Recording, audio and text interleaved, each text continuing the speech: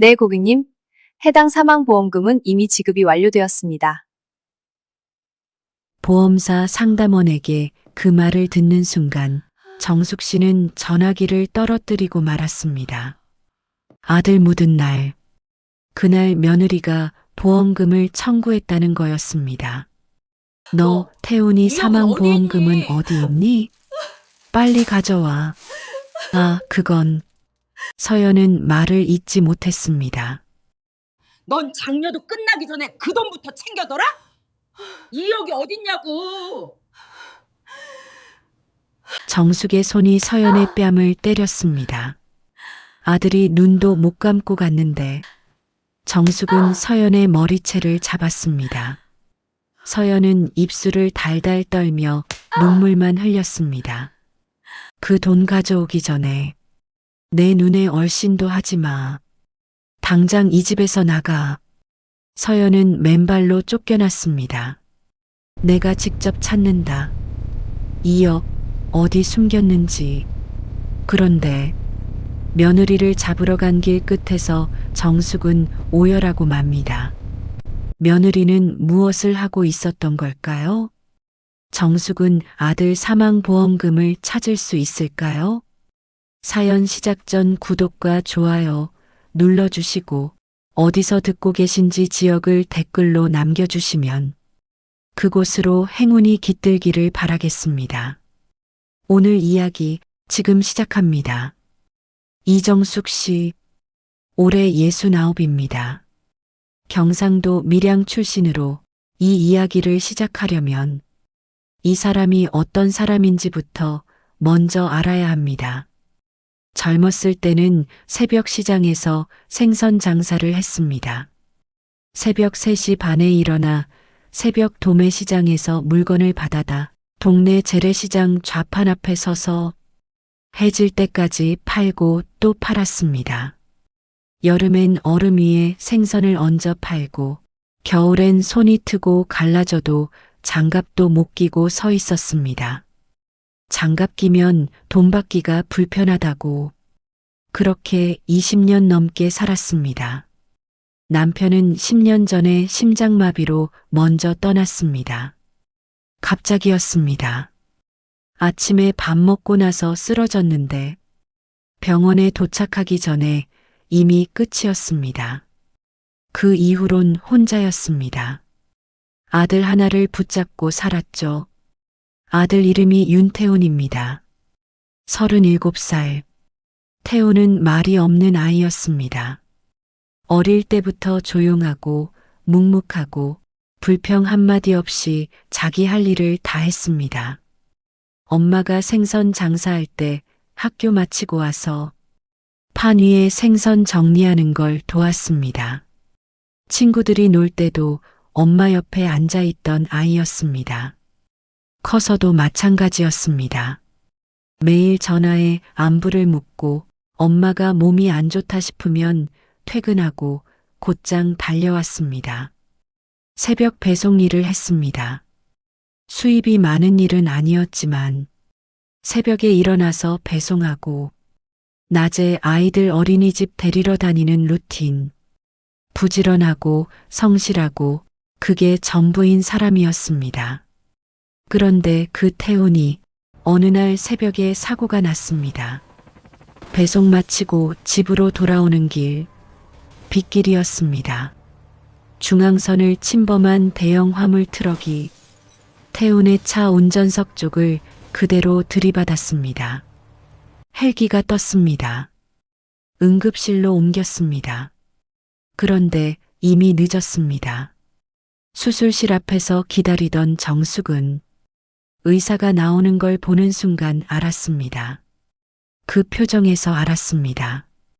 최선을 다했지만 그 말이 끝나기 전에 정숙은 그 자리에서 주저앉았습니다. 다리에 힘이 빠졌습니다. 소리도 나오지 않았습니다.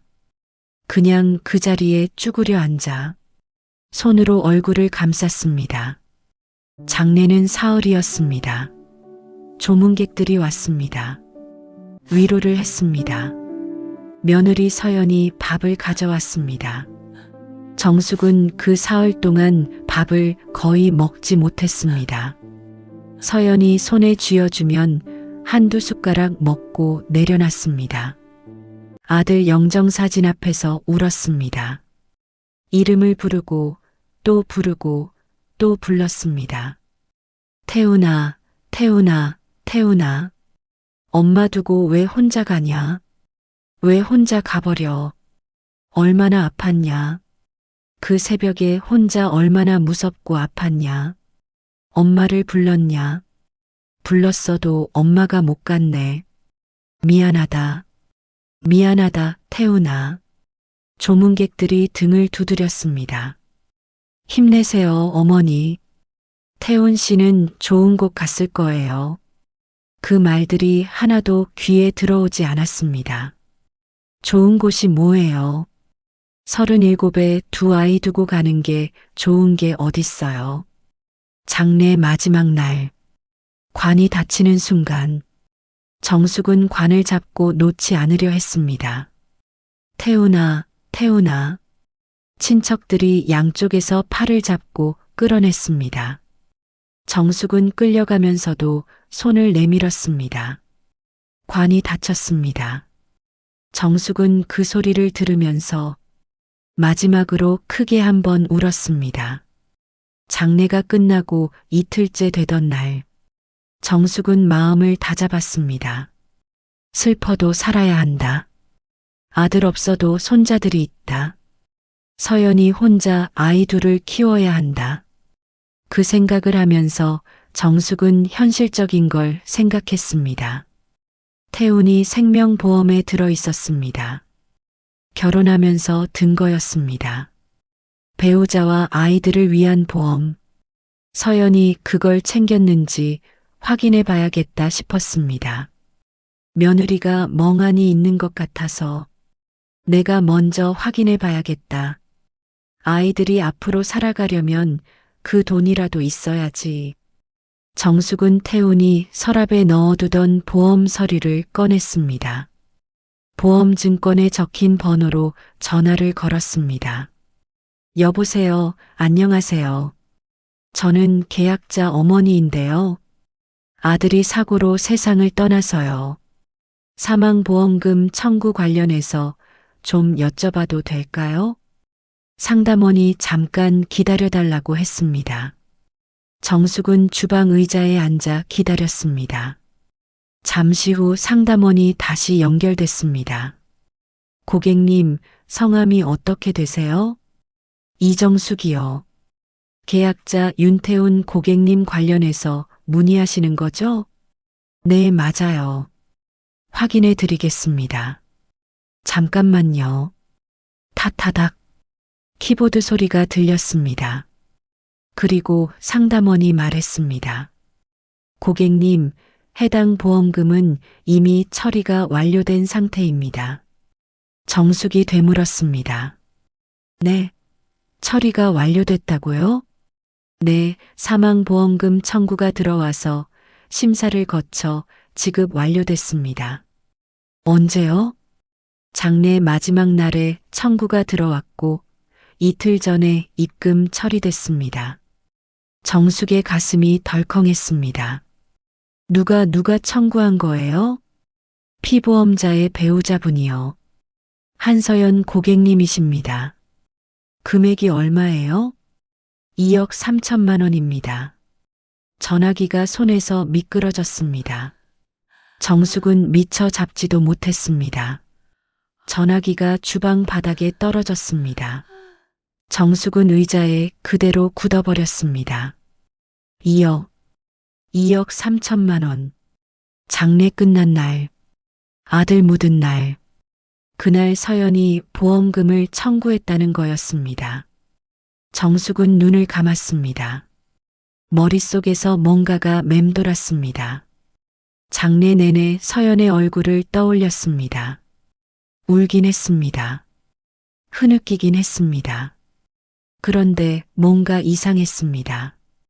그 눈이 보험금 이야기를 한마디도 꺼내지 않은 것, 태운 것들을 어떻게 할지 아무 말도 안 한 것, 정숙은 천천히 눈을 떴습니다. 바닥에 떨어진 전화기를 주웠습니다. 화면에는 통화가 끊겨 있었습니다. 창밖을 봤습니다. 햇볕이 들어왔습니다. 평범한 오전이었습니다. 그런데 정숙은 그 햇볕 속에서 뭔가 무거운 게 가슴을 짓누르는 걸 느꼈습니다. 서연이가 왜 아무 말도 안 했지? 2억을 받았으면 어머니 보험금이 나왔어요. 앞으로 이렇게 쓸 계획이에요. 이런 말 한마디쯤은 했어야 했습니다. 근데 없었습니다. 한마디도.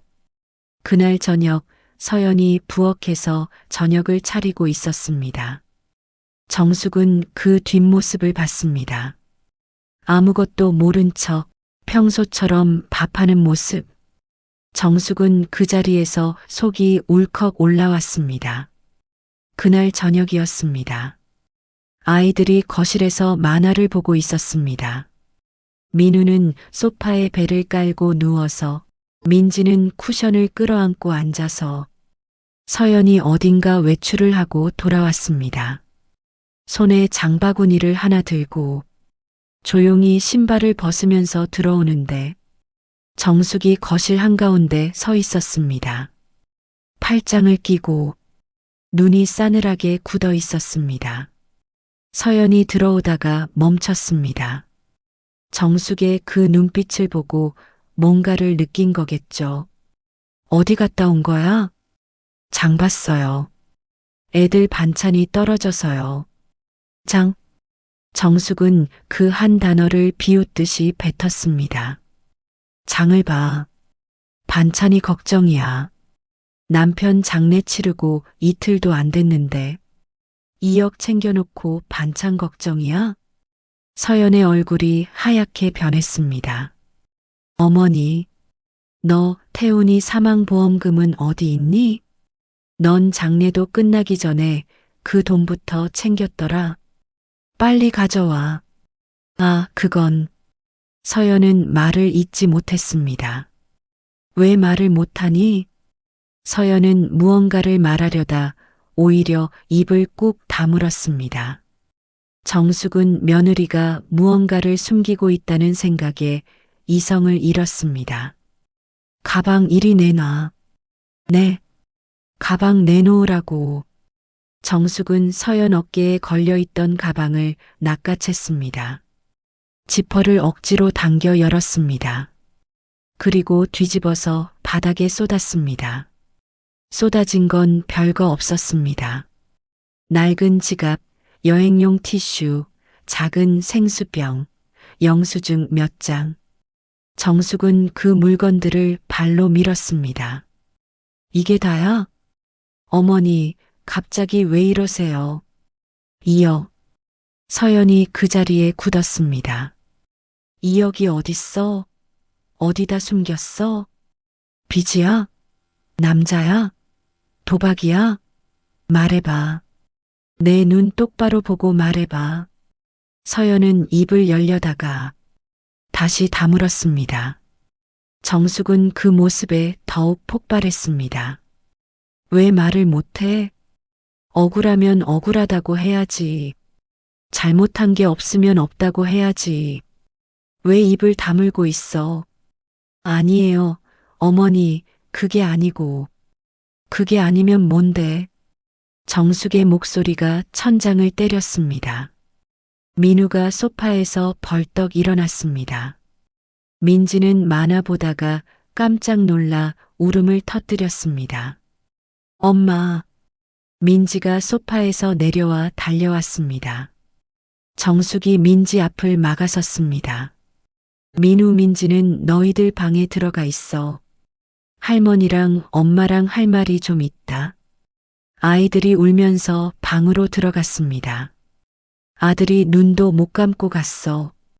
그 새벽에 혼자 그 차 안에서 얼마나 무섭고 아팠겠냐고. 엄마를 불렀을 거야. 그렇게 간 아들인데. 넌 장례도 끝나기 전에 그 돈부터 챙겼더라. 2억이 어딨냐고. 서연은 입술을 달달 떨었습니다. 그 돈부터 챙겨둬라. 눈물이 볼을 타고 흘렀습니다. 뭔가 말하려다 다시 입이 닫혔습니다. 장녀도 끝나기 전에 정숙의 손이 서연의 뺨을 때렸습니다. 서연이 옆으로 비틀거렸습니다. 서연은 비틀거리면서도 도망가지 않았습니다. 맞으면서도 그냥 거기 서 있었습니다. 정숙이 머리채를 잡았습니다. 챙겨둬라. 어디다 빼돌린 거야? 말 안 해? 우리 아들이 평생 뼈 빠지게 일해서 든 보험이야. 그게. 죄송해요, 어머니. 그 말이 다였습니다. 넌 장녀 죄송하다는 말 한마디. 설명도 없이, 해명도 없이, 그냥 죄송하다고만. 정숙은 그 말이 더 얄밉게 들렸습니다. 죄송이 말이야. 당장 가져와. 그 돈 가져오기 전에 내 눈에 얼씬도 하지 마. 당장 이 집에서 나가. 서연이 바닥에 쏟아진 소지품을 주우려 몸을 낮췄습니다. 아무것도 가져가지 마. 서연이 멈췄습니다. 맨몸으로 나가. 어머니 아이들은 내가 봐. 나가라고.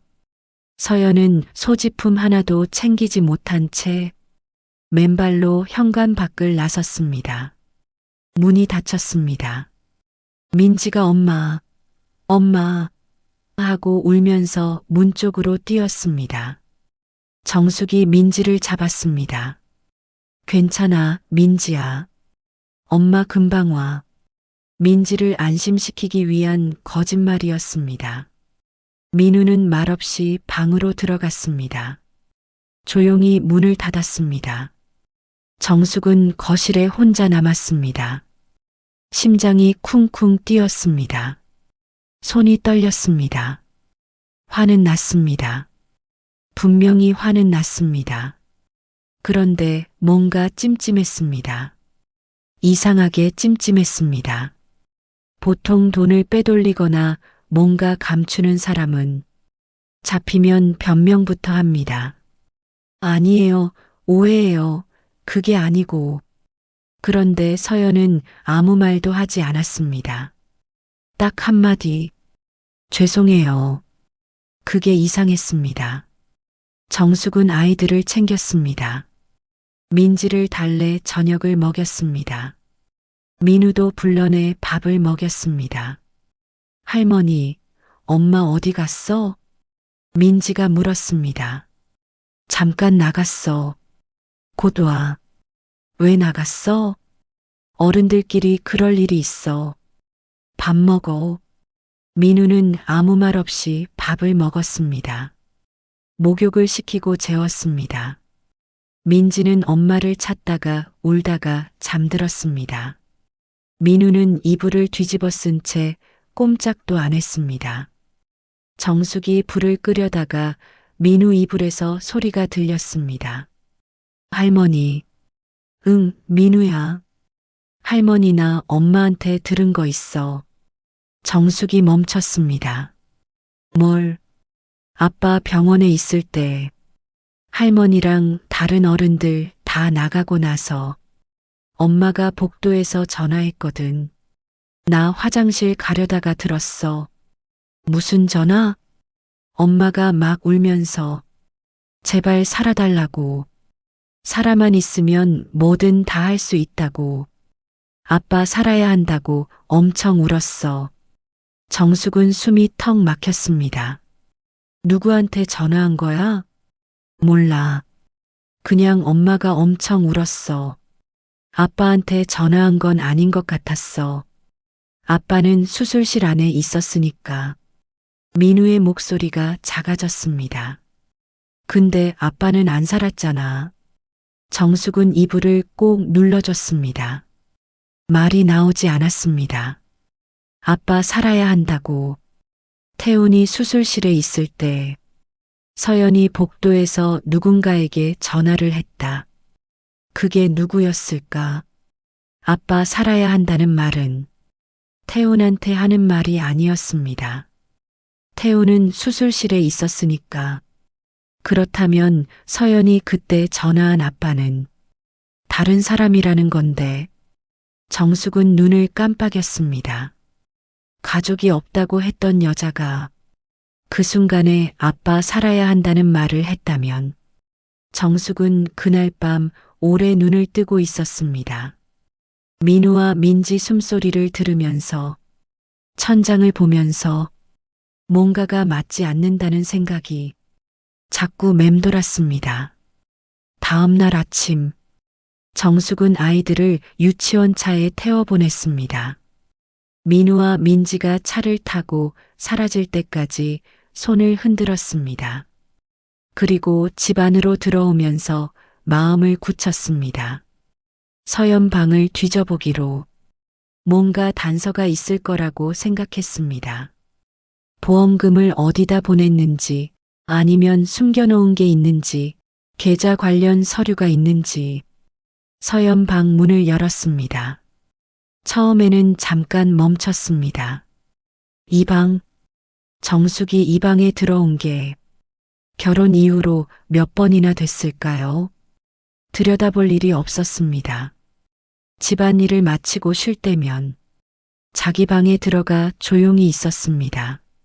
뭔가 필요해도 먼저 말하는 적이 없었고 무슨 일이든 말없이 혼자 했습니다. 그래서 정숙은 이 방이 어떻게 생겼는지 제대로 몰랐습니다. 방 안은 생각보다 훨씬 소박했습니다. 침대, 작은 책상, 옷장, 화장대가 없었습니다. 그냥 책상 위에 거울 하나 세워놓고 거기서 화장을 했나 봐요.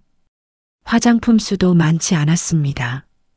스킨, 로션, 파운데이션 하나, 립스틱 2개. 오래된 것들이었습니다.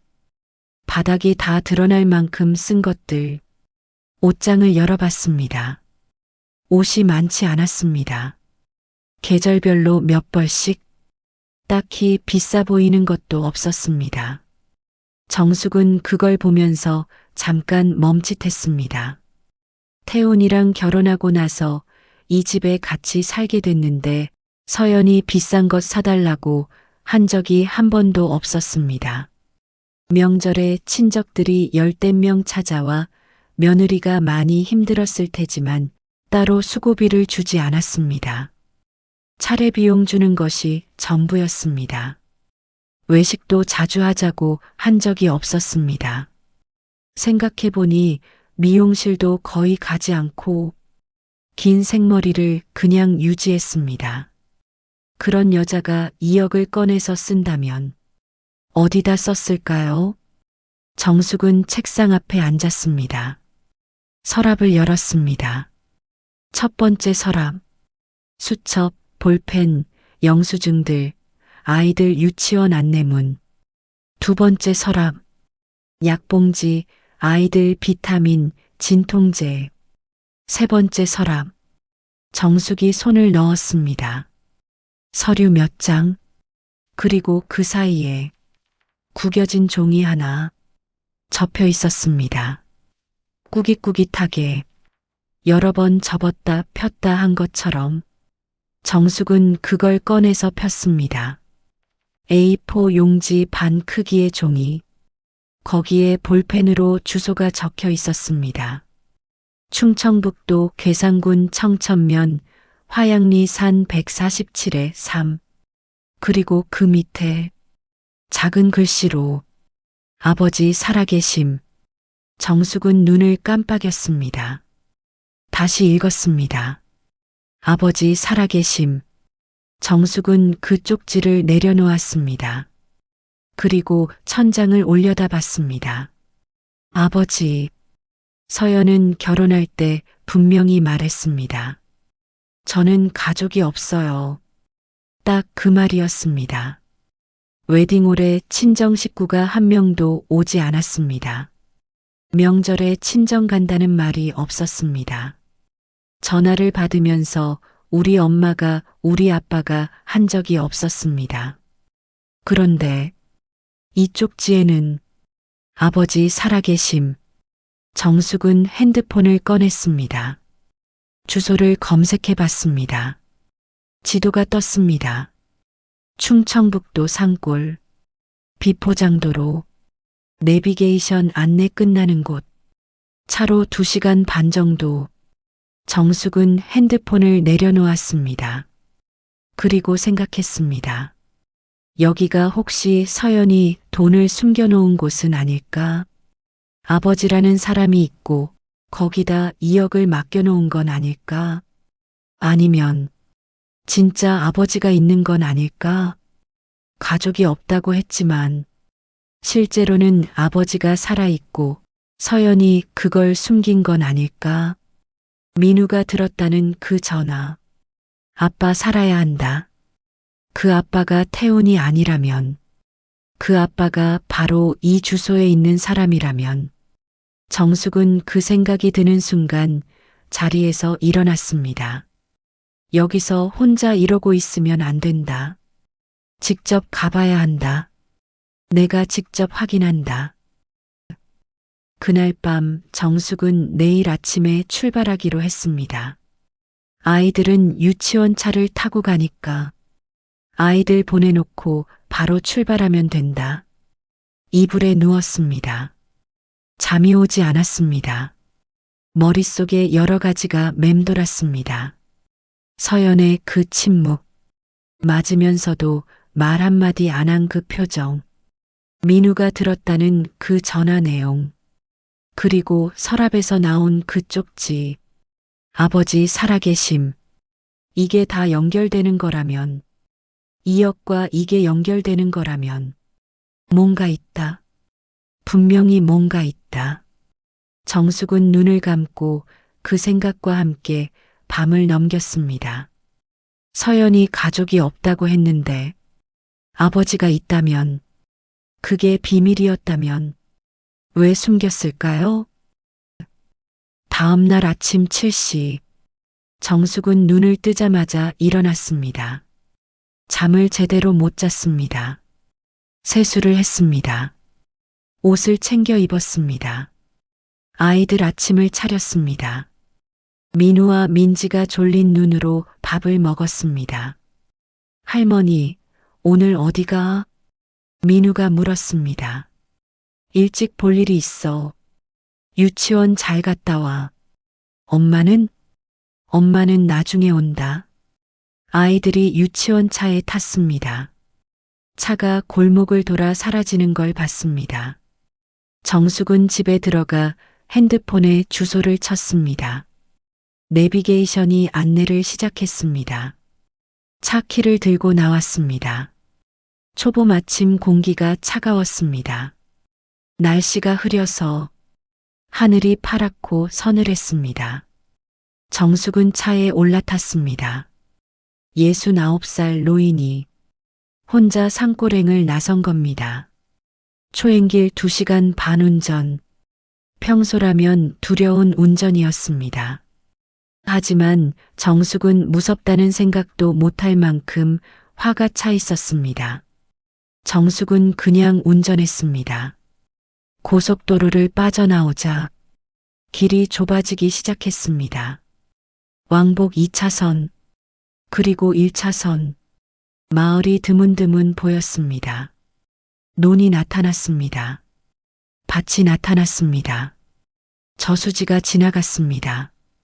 그러다 내비게이션이 말했습니다. 우회전 후 비포장도로 진입. 정숙은 핸들을 돌렸습니다. 덜컹. 차 바닥이 흙길에 긁혔습니다. 속도를 줄였습니다. 양옆으로 풀이 우거진 길. 사람이 자주 다니는 길이 아닌 게 분명했습니다. 그렇게 한참을 더 들어갔습니다. 내비게이션이 말했습니다. 목적지 근처입니다. 그리고 안내가 끊겼습니다. 더 이상 갈 수 있는 데이터가 없다는 뜻. 정숙은 차를 세우고 주위를 봤습니다. 오른쪽으로 조금 더 들어가는 길이 있었습니다.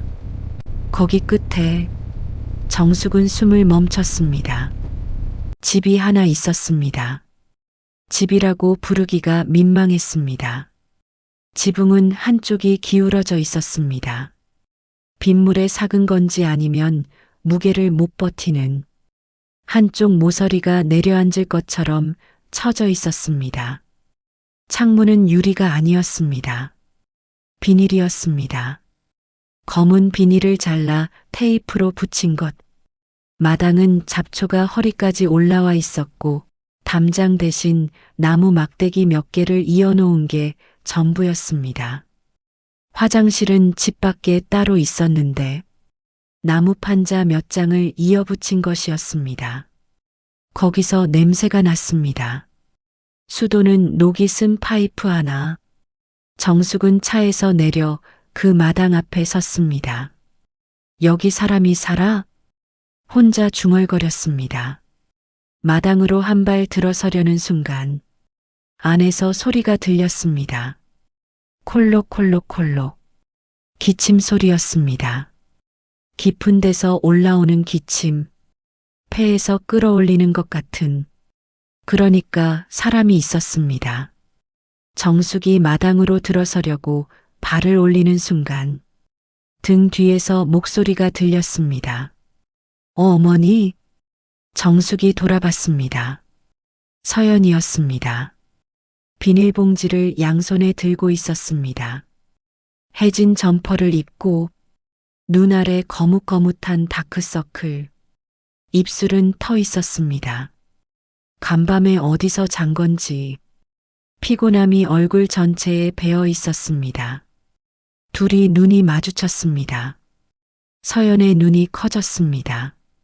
그리고 다음 순간 서연은 들고 있던 비닐봉지를 바닥에 그냥 놓았습니다. 그 자리에 무릎을 꿇고 주저앉아 울기 시작했습니다. 소리도 없이 그냥 눈물이 쏟아졌습니다. 정숙은 그 모습을 봤습니다. 달려온 것도 아니고 도망간 것도 아니고 그냥 그 자리에 무너진 것. 서연아. 서연은 울면서 고개를 들지 못했습니다. 어머니 어떻게 여기를. 저 집 안에 있는 사람. 정숙이 낮게 물었습니다. 누구야? 서연이 입술을 달달 떨었습니다. 제 아버지예요. 정숙은 눈을 감았습니다. 아버지. 가족이 없다고 했던 여자의 아버지. 서연이 어머니한테 한 번도 말하지 않았던 사람. 정숙은 천천히 집 안으로 들어갔습니다. 방 안. 이불 하나 깔린 바닥. 그 위에 남자 하나가 누워 있었습니다. 남자는 몸이 말라붙어 있었습니다. 볼이 꺼지고 눈이 움푹 들어간, 숨을 쉴 때마다 가슴이 파고드는 것 같이 호흡이 가늘었습니다. 약봉지가 이불 옆에 몇 개 있었습니다. 처방전이 붙어 있었습니다. 날짜가 한 달이 훨씬 지났습니다. 찬장을 열어봤습니다. 라면 2봉지, 소금 1봉지, 그게 전부였습니다. 정숙은 그 찬장을 닫으면서 입술을 꽉 깨물었습니다. 그리고 그 자리에 서서 뭔가가 느껴지기 시작했습니다. 가슴 어딘가에서 분노였는지 슬픔이었는지 미안함이었는지 모르겠지만 뭔가 뭉클한 것이 올라왔습니다. 마당으로 나왔습니다. 서연은 아직 비닐봉지 옆에 앉아 있었습니다. 눈물을 닦고 있었습니다. 정숙이 서연 앞에 섰습니다. 서연이 고개를 들었습니다. 두 사람이 한동안 말없이 서로를 봤습니다. 그리고 정숙이 말했습니다. 이야기해봐. 처음부터. 서연이 눈을 꼭 감았다가 떴습니다. 그리고 이야기를 시작했습니다. 정숙이 이 집에 오기 전에 상상했던 게 있습니다. 2억을 숨겨놓은 집, 공범이 있는 집, 아니면 거짓 아버지를 내세운 속임수. 그런데 실제로 본 건 라면 2봉지, 녹슨 수도 파이프, 숨소리가 가늘어진 남자. 서연은 마당 낡은 평상에 앉았습니다. 정숙도 그 옆에 앉았습니다. 산바람이 불었습니다. 새가 울었습니다. 멀리서 물 흐르는 소리가 들렸습니다. 이 공간이 이렇게 조용한 곳이었습니다. 그런데 그 조용함이 평화롭지 않았습니다. 무거웠습니다. 서연이 천천히 입을 열었습니다. 마치 오랫동안 잠가뒀던 자물쇠를 처음으로 여는 것처럼. 저는요, 어머니, 5살 때 버려졌어요. 정숙이 고개를 들었습니다. 아버지가 재혼을 했어요. 제가 3살 때 친어머니가 돌아가셨고 아버지가 새어머니를 데려왔어요. 서연의 목소리가 담담했습니다. 울면서 하는 말이 아니었습니다. 너무 오래된 일이라 눈물도 안 나오는 것 같았습니다. 새어머니는 저를 싫어했어요. 어릴 때라 잘 몰랐는데 그냥 이상하다 싶었어요. 왜 이 사람은 나를 안아주지 않을까? 왜 이 사람은 나한테만 밥을 늦게 줄까? 뭔가 이상하다는 건 알았는데 이해는 못했어요. 서연이 손을 내려다봤습니다. 그러다 어느 날 새어머니가 저를 데리고 나갔어요. 버스를 탔어요. 여러 번 갈아타고 낯선 동네에 내렸어요. 거기서 잠깐 기다려라. 금방 온다 하더니 안 왔어요. 정숙은 숨을 참았습니다. 겨울이었어요. 저는 코트도 얇은 거 하나 입고 있었고 거기가 어딘지도 몰랐어요. 아파트 계단에 앉아서 기다렸어요. 그날 밤이 지나도 새어머니가 안 왔어요. 다음 날도 안 왔어요. 이틀을 거기 있다가 신고를 받은 분이 저를 발견했대요. 그때 체온이 많이 떨어진 상태였다고 했어요. 세상에, 정숙이 자기도 모르게 말이 나왔습니다. 고아원에서 자랐어요. 아버지가 어딨는지 몰랐어요. 이름도 잘 기억이 안 났어요. 그냥 없는 사람이라고 생각했어요. 없는 게 편했어요. 서연이 잠깐 말을 멈췄습니다. 그러다 태훈 씨를 만났어요. 태훈 씨는 가족이 없다는 저를 이상하게 보지 않았어요. 묻지도 않았어요. 그냥 옆에 있었어요. 정숙은 아들이 생각났습니다. 그 조용하고 묵묵한 아이. 물어보는 대신 그냥 옆에 있어주던 아이. 결혼하고 나서 아이들이 생기고 그러다 문득 아이들이 할아버지가 있으면 좋겠다는 생각이 들었어요. 아버지가 살아계시다면, 어디에 있다면 한 번은 찾아봐야 하지 않을까? 태훈 씨가 도와줬어요. 정숙이 눈을 들었습니다. 태훈 씨가 먼저 찾아보자고 했어요. 주민등록 관련 서류를 확인하고 구청에도 문의해보고 2달쯤 걸렸어요. 정숙은 그 말이 가슴을 쳤습니다. 태훈이 알고 있었다. 며느리 아버지를 찾는 걸 태훈이 함께했다. 그래서 찾았어요. 여기서 아버지는 새어머니한테 재산을 다 빼앗기고 거기 버려진 거였어요. 새어머니는 딴 사람이랑 살고 있었고 아버지는 여기 혼자. 서연이 그 집을 바라봤습니다. 처음 왔을 때 아버지가 저를 못 알아봤어요. 너무 오래됐으니까요. 그냥 처음 보는 사람 대하듯 봤어요. 그래도 저는 괜찮았어요. 살아계신 것만으로도. 태훈 씨한테 알렸어요. 태훈 씨가 여기 같이 왔어요. 아버지한테 폐가 많이 좋지 않아 병원 모셔가고 반찬이 떨어지면 가져다 드리고 어머니한테는 나중에 말씀드리자고 했었어요. 아직 준비가 안 됐다고. 정숙은 눈을 감았습니다. 태훈이 그걸 알면서도 나한테 말을 안 한 거다. 아내가 준비되면 같이 말하려고. 그런데 그런데 태훈 씨 사고가 났어요. 서연의 목소리가 처음으로 흔들렸습니다.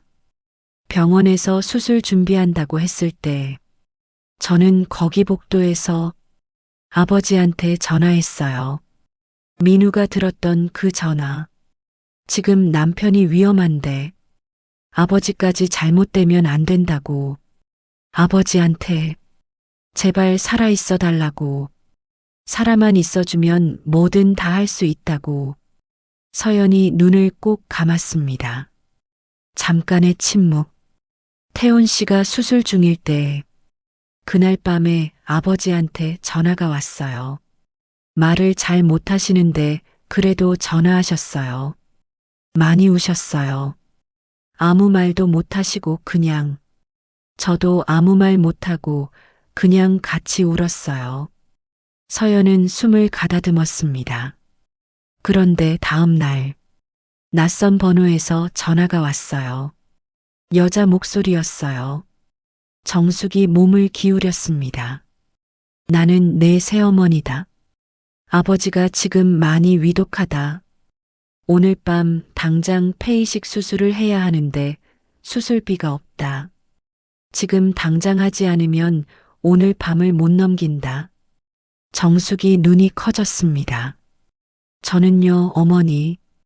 그 말을 듣는 순간 남편을 방금 잃었는데 이번엔 아버지라고 하니까 머릿속이 그냥 하얘졌어요. 판단이 안 됐어요. 그냥 살려야 한다는 생각밖에 없었어요. 그래서 그날 보험사에서 전화했어요.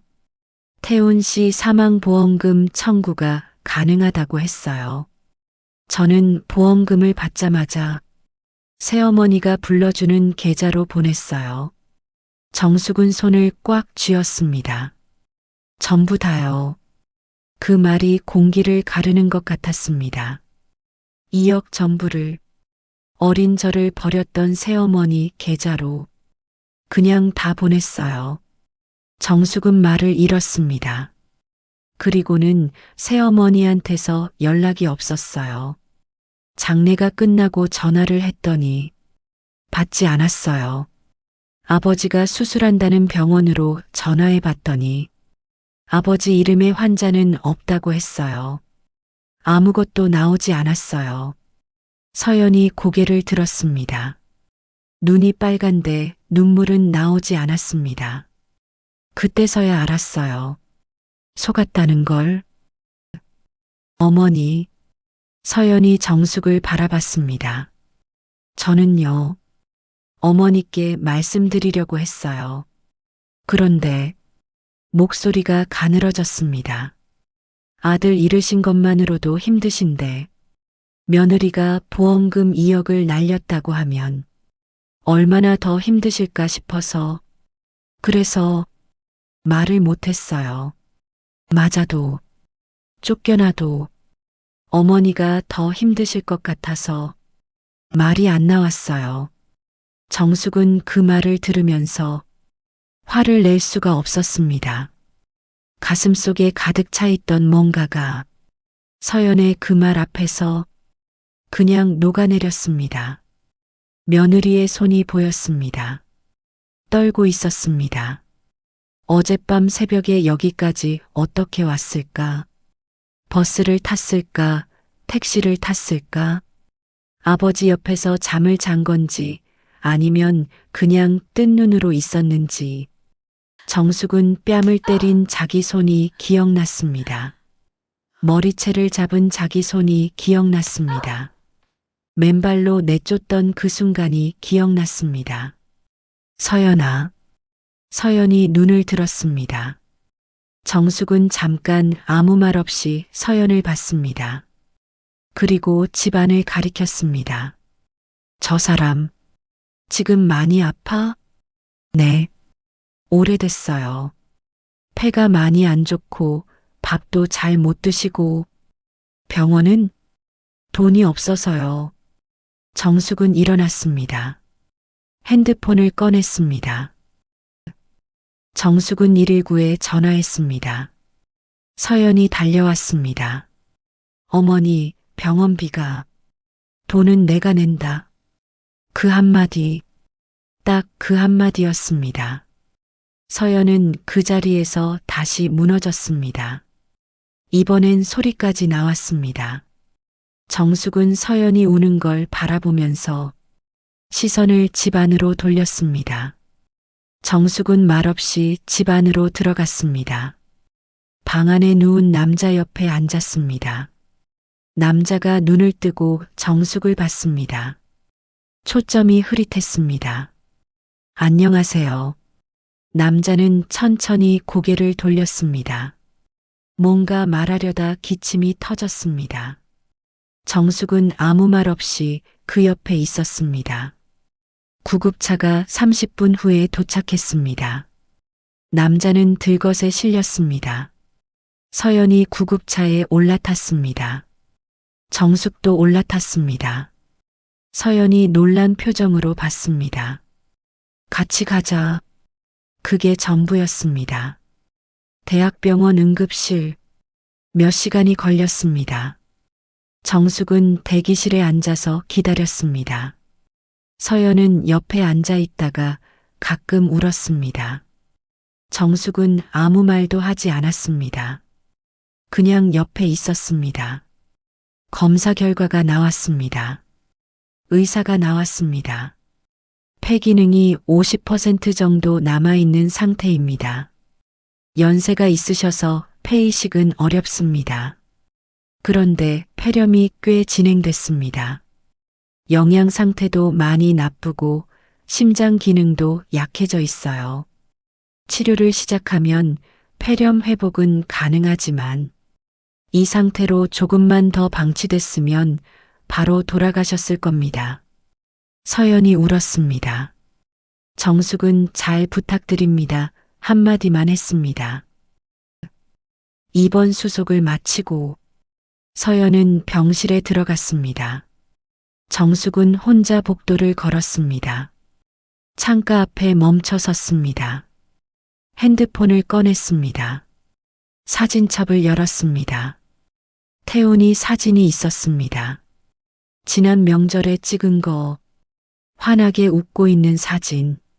이 아이가 며느리 아버지를 찾아주려 했던 아이가, 그걸 나한테 말하지 않고 조용히 하려 했던 아이가. 정숙은 사진을 오래 들여다봤습니다. 태훈아. 목소리가 흔들렸습니다. 엄마가 몰랐다.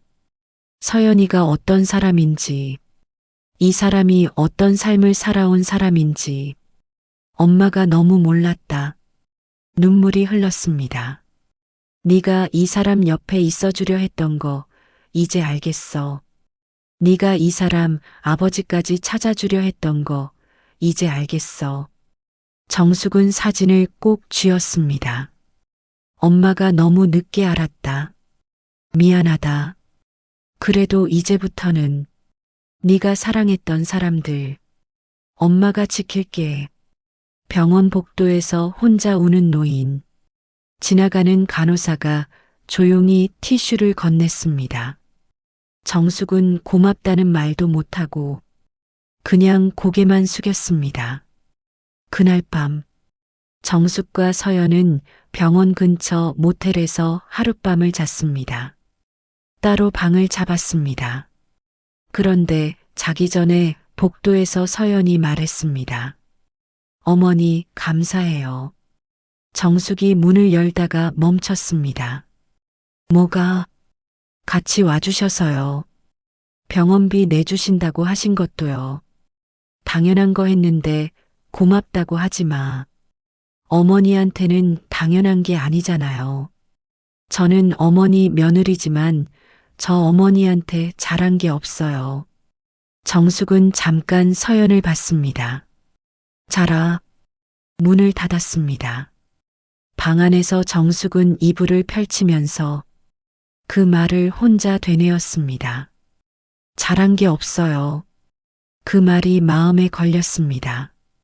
며느리가 결혼해서 집으로 들어온 이후 한창 젊은 나이에 며느리는 늘 푸석한 얼굴에 대충 묶은 머리였습니다.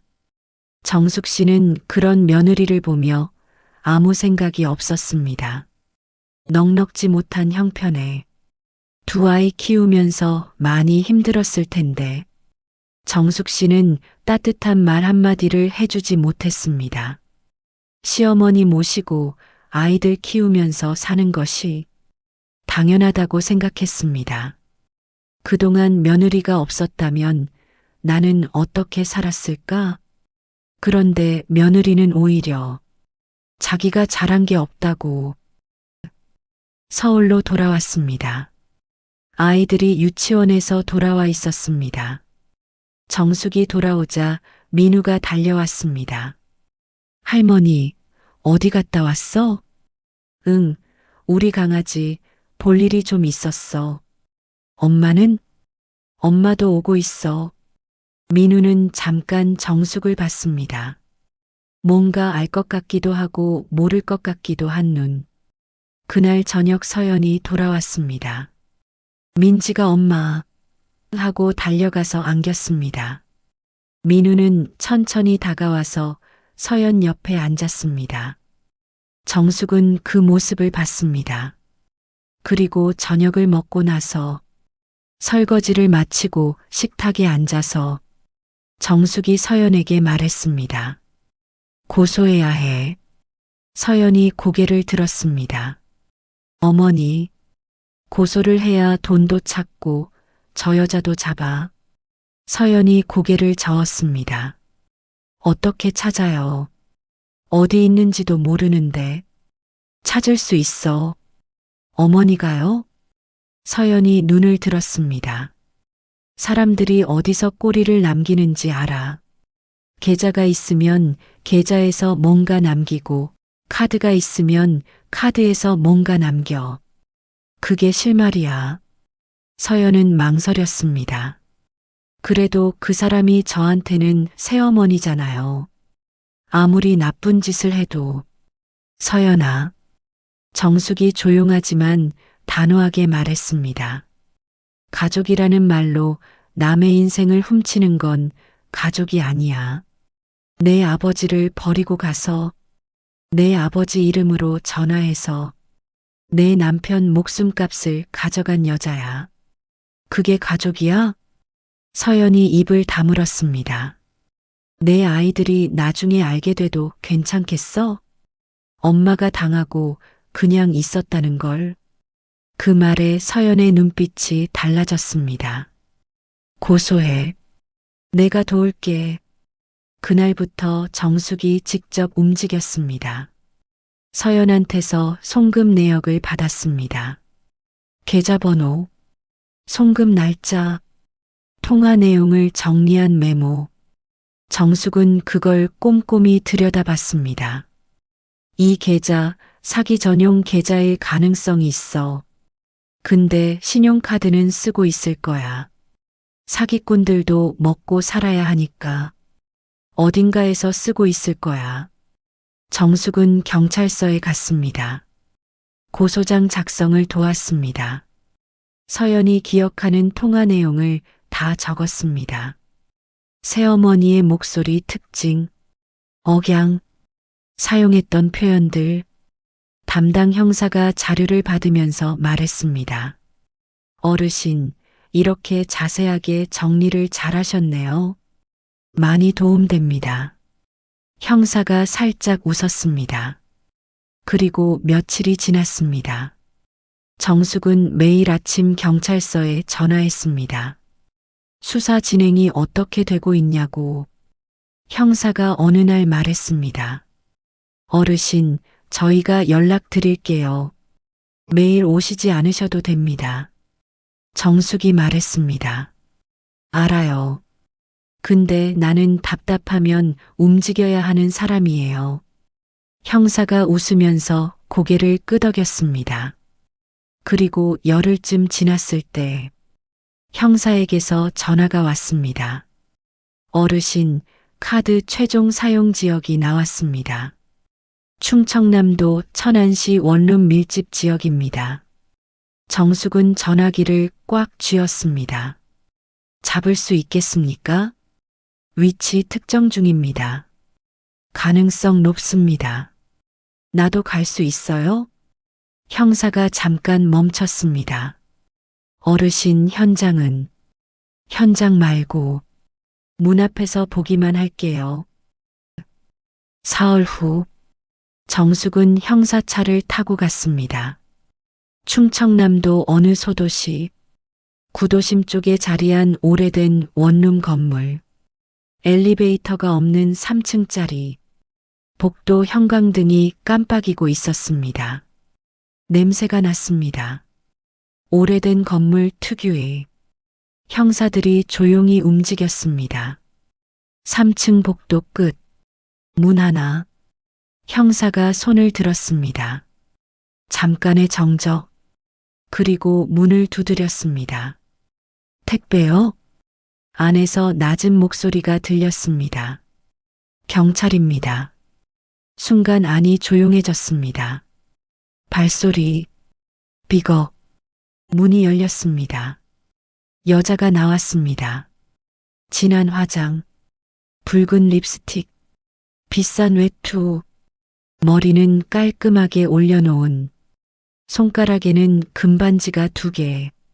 여자의 눈이 커졌습니다. 형사를 보자마자, 그리고 그 뒤에 서 있는 정숙을 보자마자 뒤로 물러서려 했습니다. 한 발짝도 움직이지 마세요. 형사가 앞을 막았습니다. 방안이 보였습니다. 쇼핑백들, 새 옷, 귀금속이 든 케이스, 침대 위에 올려진 명품 가방.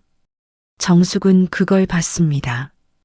천천히 한 발 앞으로 나섰습니다. 여자와 눈이 마주쳤습니다. 여자가 소리쳤습니다. 나도 살려고 그랬어. 빚이 있었어. 사는 게 너무 힘들었어. 나도 그의 엄마잖아. 정숙은 그 소리를 들으면서 눈 하나 깜짝하지 않았습니다. 낮고 천천히 말했습니다. 살려고. 여자가 입을 다물었습니다. 네가 살려고? 정숙은 한 걸음 더 들어갔습니다. 그 딸은? 여자가 눈을 피했습니다. 6살짜리 아이를 겨울에 아파트 계단에 버린 여자가 엄마라고. 살려고 했다고.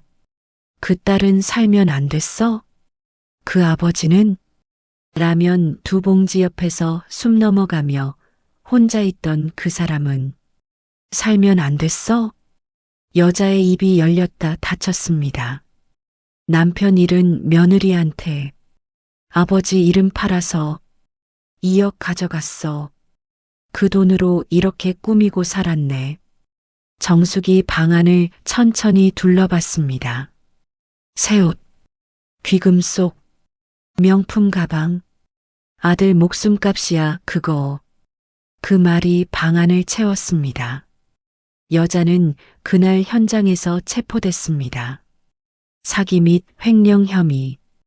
방 안에 있던 물건들이 압수됐습니다.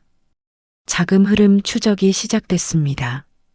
형사가 정숙한테 말했습니다. 자료 덕분에 많이 빨랐습니다. 환수 절차도 들어갑니다. 정숙은 고개를 끄덕였습니다. 얼마나 돌아올 것 같아요? 전액은 어렵고요. 현재 파악된 것만으로도 상당 부분 가능해 보입니다. 경찰서 밖으로 나왔습니다. 찬바람이 얼굴을 때렸습니다. 정숙은 하늘을 올려다봤습니다. 구름이 얇게 깔려 있었습니다. 봄이 조금 더 다가오고 있었습니다. 태우나, 목이 메었습니다. 이제 끝났다. 눈물이 볼을 타고 흘렀습니다. 그 눈물이 슬픔인지, 분노가 풀린 것인지, 미안함인지 다 섞인 것 같았습니다. 정숙은 한참을 그 자리에 서 있었습니다. 오가는 사람들이 지나갔습니다. 아무도 이 노인이 울고 있는 걸 신경 쓰지 않았습니다. 봄이 왔습니다. 겨울 내내 입원해 있던 서연 아버지. 이름은 한종수, 62살. 치료를 받기 시작한 지 2달이 지났습니다. 폐렴은 완치됐습니다. 영양 상태도 회복됐습니다. 재활 치료를 시작할 수 있을 만큼 병실에서 혼자 앉을 수 있게 됐습니다. 서연이 면회를 다녀온 날, 집에 돌아와서 정숙한테 말했습니다. 어머니, 오늘 아버지가 제 손 잡으셨어요. 아무 말도 안 하시고 그냥 오래 잡고 계셨어요. 서연이 웃으면서 눈물을 흘렸습니다. 정숙은 아무 말 없이 고개를 끄덕였습니다. 환수 절차는 2달이 넘게 걸렸습니다. 사기꾼 여자가 쓴 돈 중 일부는 이미 소비된 상태였습니다. 명품 가방, 여행, 식사, 의류. 그래도 남아있던 금액과 자산을 추적한 결과 1억 2천만 원이 환수 가능하다는 통보가 왔습니다. 서연이 그 소식을 들었을 때 한동안 말을 하지 못했습니다. 어머니, 반이라도 돌아온다는 게 생각도 못했어요. 정숙이 말했습니다. 그러니까 포기하면 안 된다고 했잖아. 당하고 가만히 있으면 다 잃어. 싸워야 찾을 수 있어. 서연이 고개를 끄덕였습니다. 어머니 아니었으면 저는 아무것도 못했을 거예요. 정숙이 퉁명스럽게 말했습니다. 당연한 거 한 거야. 고맙다는 말하지 마. 그러면서 눈을 돌렸습니다. 그 눈끝이 살짝 붉었습니다. 어느 날 정숙이 병원 대기실에서 서연한테 말했습니다. 너희 집 알아봤어. 네. 집 근처에 전세 괜찮은 거 하나 나왔어. 방 3개. 아이들 방 따로 쓸 수 있어. 서연이 눈을 크게 떴습니다. 어머니, 그런 거 안 하셔도 돼요. 저 이제 일 구하면 되고. 조건 없어. 정숙이 단호하게 말했습니다. 조건 없이 그냥 도와주는 거야. 너는 잘못한 게 없어. 어머니, 저는 2억을. 그거 말고. 정숙이 부드럽게 끊었습니다. 속은 사람이 죄야? 아니잖아. 그 상황에서 판단을 잘못한 거지. 죄가 아니야. 서연이 눈물을 글썽였습니다. 그리고 정숙이 잠깐 숨을 고르더니 말했습니다. 나한테 맞은 거 미안하다.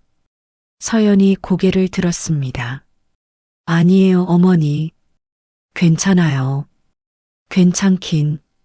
이유가 있어도 사람을 그렇게 하면 안 됐어. 내가 잘못했어.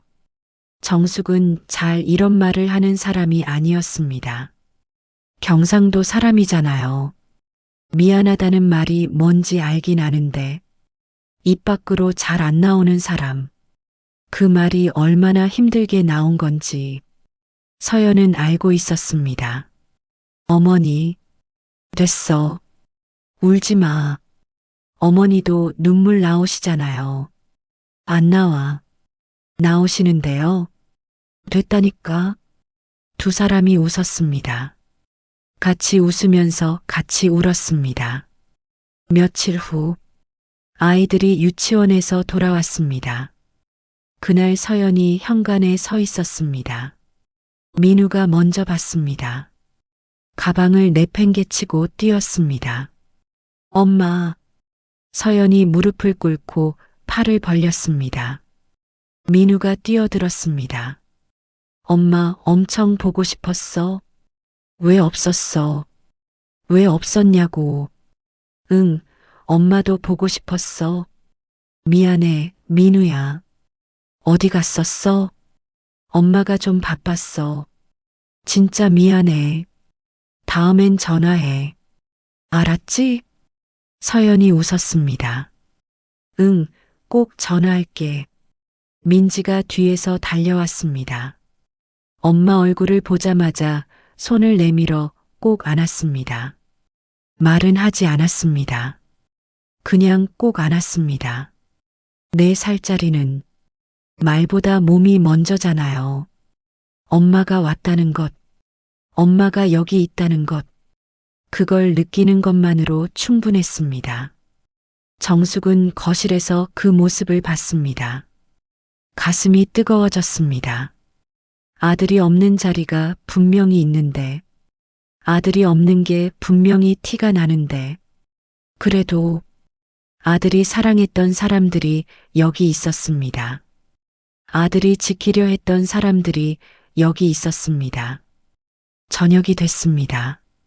정숙이 밥을 차렸습니다. 서연이 국을 끓였습니다.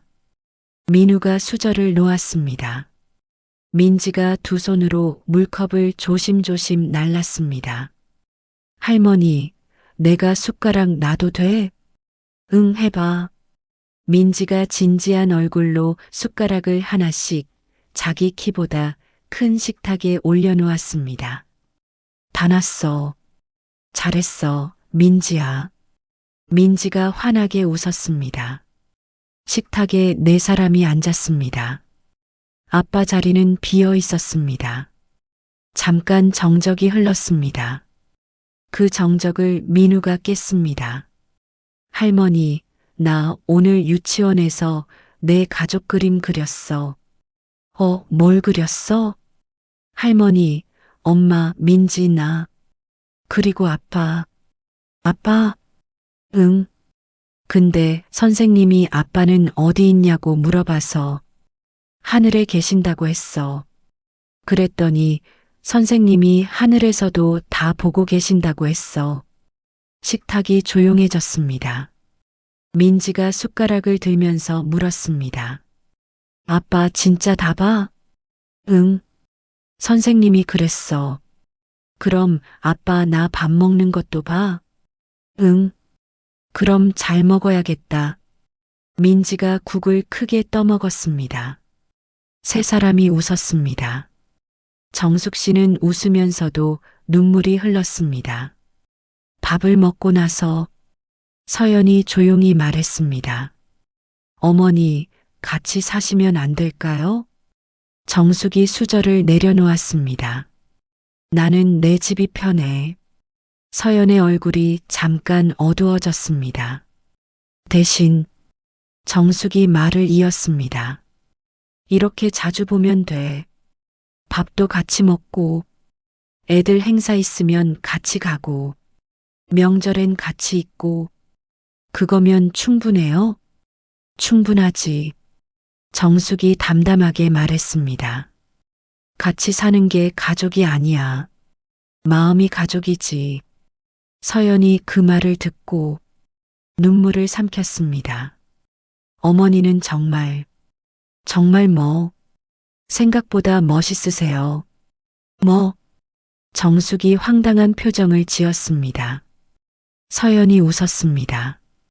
민우가 끼어들었습니다. 나도 할머니 멋있는 거 알아. 이 녀석이.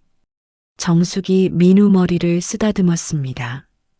민지가 손을 들었습니다. 나도.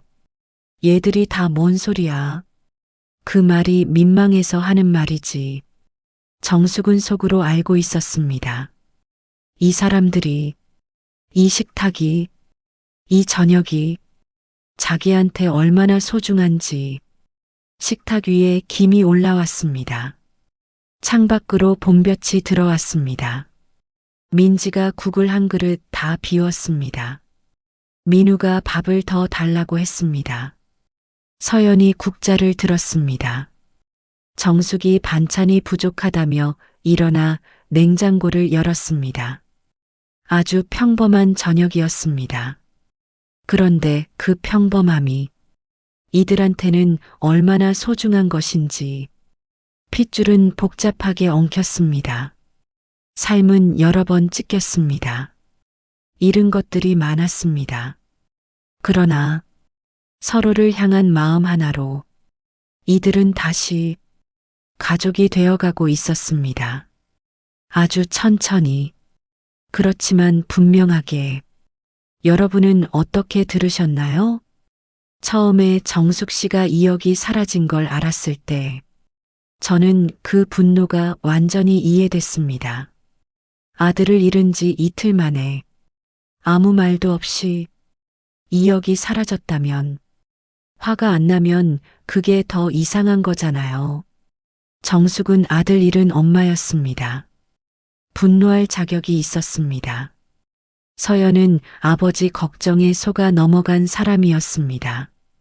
말 못한 데는 이유가 있었습니다. 둘 다 틀리지 않았습니다. 상황이 그들을 그렇게 만든 거였습니다. 그리고 진실 앞에서 정숙은 한 발짝을 더 내디뎠습니다. 돈은 내가 낸다. 사람부터 살려. 이상으로 마음이 따뜻해지는 이야기였습니다. 하트빵빵 구독과 좋아요 눌러주세요. 더욱 따뜻하고 감동적인 가족 이야기로 보답해드리겠습니다. 건강하시고 행복한 하루 되세요. 감사합니다.